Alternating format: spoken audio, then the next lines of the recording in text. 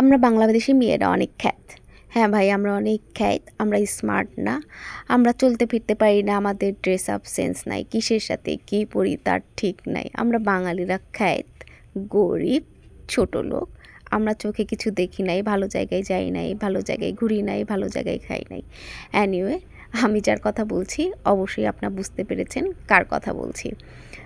আসলে উনি যা বলছেন আমরা বাঙালিরা খ্যাত, উনি আসলে পুরা বাঙালি জাতিটাকেই ছোট করে ফেলছেন। এটা ওনার একদমই ঠিক হয় নাই। আসলে আমার মনে হয় উনি বাংলাদেশের একটা নির্দিষ্ট একটা জায়গায় বড় হইছে। উনি দেখছেন খুব বাংলাদেশের একটা হয়তোবা কোনো একটা নির্দিষ্ট একটা জায়গার ভিতরেই বড় হইছে, নির্দিষ্ট একটা জায়গায় দেখছে যেখানে হয়তোবা ওই টাইপের লোকজন সে দেখছে, ওই টাইপের পরিবেশে সে বড় হইছে। তারপরেও যে টাইপের পরিবেশেই বড় হোক, খ্যাত পরিবেশেই বড় হোক আর যাই হোক, সেইটাও বলা উচিত না।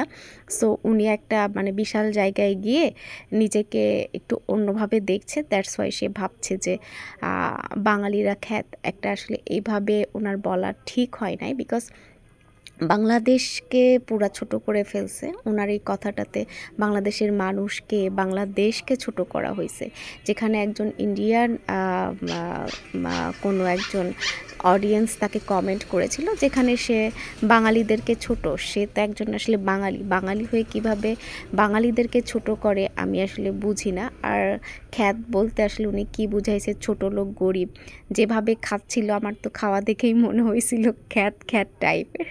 অ্যানিওয়ে, আসলে দেশকে ভালোবাসুন, দেশের মানুষকে ভালোবাসুন।